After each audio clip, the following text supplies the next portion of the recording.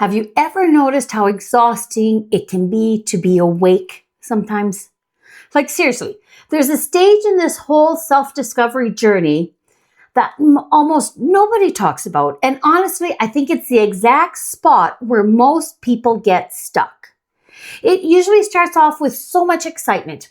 You start seeing through the conditioning, you finally notice the beliefs you just blindly inherited from society or your family, and you start pulling apart the stories you always accepted as normal or to be true. And that is the beautiful thing, because awareness is the starting line for every real transformation. But here's what I began noticing, both in my own life and in the work I do with the return. Many of us wake up, but we never actually get free. Instead, we just trade one trap for another. We spend years collecting more and more evidence of everything that's wrong out there. We find another article to be mad about, another hidden agenda to expose, another reason to feel completely powerless. We honestly believe we're escaping the prison while we are unknowingly building a much more sophisticated one right inside our own minds. Because here's the truth. The moment your attention becomes consumed by what you oppose, you've unknowingly handed your creative power right back to it. You end up orbiting the exact same thing you hate. There's a phrase I come back to constantly. And if you take nothing else away from this conversation today, I want it to be this. Where attention goes, consciousness grows. And what consciousness repeatedly grows eventually becomes your identity. Your attention is literally the most sacred creative force you possess. Every single day, you are planting seeds with it. Every fear you rehearse, every imaginary argument you replay in the shower, every injustice you keep mentally revisiting, that is a direct instruction to your subconscious mind.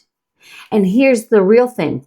Your subconscious doesn't know the difference between what you are fascinated by, what you are terrified of, and what you actually want. It just sees where you spend your energy and says, oh, we are focusing on this all the time. This must be important. Let's organize our reality around this.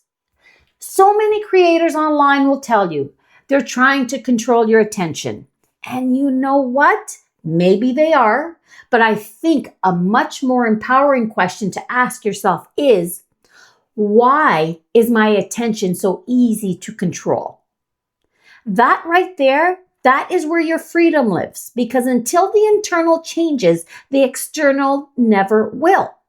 Now, I'm not asking you to stick your head in the sand because awareness matters.